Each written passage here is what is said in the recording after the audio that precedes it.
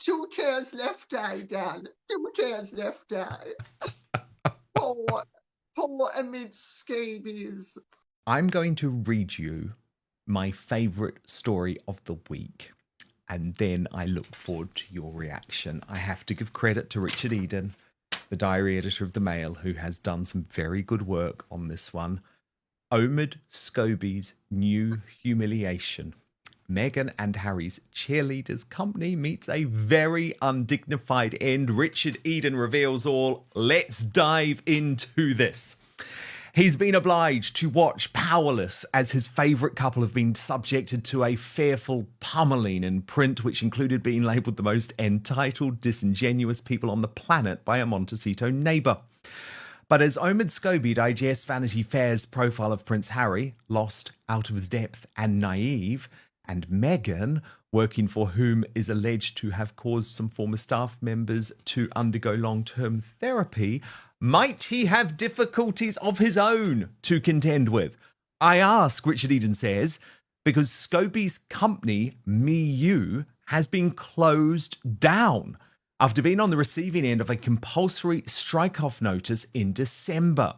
Seemingly indifferent to that warning, Scobie, who recently moved to California so that he's now, it's said, approximately 2 hours' drive from Harry and Meghan, took no action. In consequence, Muu, which Scobie established in 2016 and of which he has always been the sole director, has been dissolved. This means that it ceases to have a legal owner, with the result that its bank account is frozen and any assets are passed to the Crown.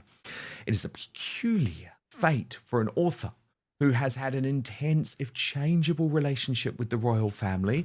Back in 2020, he described the reporting of the monarchy as celebratory, adding that he'd challenge anyone to find a negative story he'd written about the Windsors. 3 years later, he struck a much less celebratory note, saying it was important to write a full story without fear or favour, regardless of the consequences.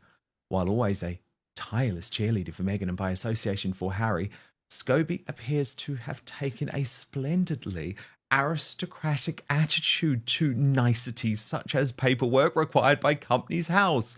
December's compulsory strike-off notice was the fourth issued against Muu. Back in 2022, the company dodged being shut down by filing 3 sets of annual accounts in a single day in April that year.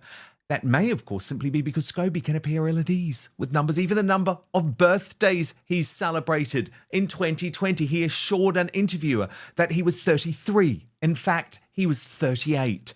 Now 43, and these are my words, looking weirder and weirder by the day. He declines to comment on the fate of Muu, but I can disclose, this is Richard Eden, that the Crown's treasure chest is not about to swell. The company had just £359 in its coffers when Scobie was troubled to file its account. So, let's start with the biggest lie Omid Scobie ever sold us. The idea that he was some kind of royal insider. For years, this guy positioned himself as the go-to expert on Meghan and Harry. But let's be real, he was never a neutral journalist. He was their unofficial spokesperson. He was given exclusive access to their team. He helped them push the Meghan is a victim narrative. Two tears left eye, Dan. Two tears left eye. poor Omid Scobie's. Well, you know, as the Jamaicans say, you spit in the sky, it will fall in your eye. I mean, he says he was being celebratory about the royals and never wrote anything negative. Is he not the person who managed to, by chicanery, leak the accusation that the King and Catherine were both racists? Oh, he was. Oh, yes, he was. But now, Meghan and Harry are done with him. Because the second he became a liability, they cut him loose. Now let's talk about Omid Scobie's biggest embarrassment of all. His book, Endgame. This book was supposed to be his biggest bombshell about the royal family. But instead, it was a one-sided hit piece against King Charles and Prince William. He got caught making false claims. Even mainstream media called him out for being biased. And the worst part? Remember when he accidentally named King Charles and Princess Catherine in the Dutch version of his book? Yeah, that little stunt exposed him as a liar. Even Meghan and Harry are now backtracking from that narrative. So what happens next? Nobody trusts him anymore. This book was supposed to make him a household name, but instead it ended his career. Now here's where it gets really interesting. Why did Meghan and Harry ditch him? Folks, let's not forget, Meghan and Harry used Omid Scobie. They gave him access because they needed a loyal puppet to push their narrative. When they needed to smear the royal family, Scobie was there. When they wanted to push their victimhood, Scobie was there. When they needed to hype up their Netflix deals, Scobie was there. But now, he's no longer useful, so they dumped him. Because even Meghan and Harry know, this guy is too toxic now. And just when you think it couldn't get worse for Omid Scobie, his company just got shut down. Let's break it down. His company was hit with a strike-off notice in December.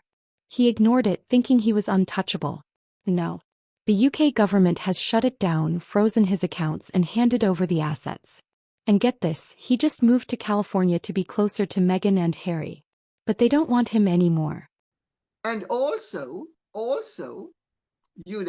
since he's moved to California, you notice his access to Megsy Baby and H has pretty much dried up. Maybe it dried up along with his association with Marcus Anderson, because, they've said very interesting things about him and Marcus Anderson over the years. So I leave it at that, because he, of course, denies that the stories about him and Marcus Anderson were true. But I neither know nor care what people like that do with themselves. I couldn't care less. But I do care what he does with other people. And I think never was failure more richly deserved. And it's wonderful that he's getting his just desserts. And I actually think Richard Eden's done a very good job. And rather witty too, don't you think? He has. I thought it was very much worth sharing that reportage from Richard Eden today. Indeed, I don't always agree with everything he says or writes, but on Omid Scobie, he has been spot on, as have you. You've got to go and follow Lady Colin Campbell's YouTube channel. Much, much more analysis of what was really going on at the Invictus Games. But Lady C, I always love having you on Outspoken, and we will speak very soon. So now he's stuck. No job, no credibility, no insider access. This is what happens when you build your career on a lie. So let's break it down. Omid Scobie's company was shut down. He's financially ruined. Meghan and Harry have ditched him. He's no longer their insider. His book Endgame was a failure. Nobody trusts him anymore. Even mainstream media is calling him out for bias and fake stories. Folks, this is the final end of Omid Scobie's career. Meghan and Harry used him, then threw him away. His lies finally caught up with him. And now he's completely irrelevant. Do you think Omid Scobie will try to make a comeback? Or is this the final nail in his career? Let me know your thoughts in the comments below.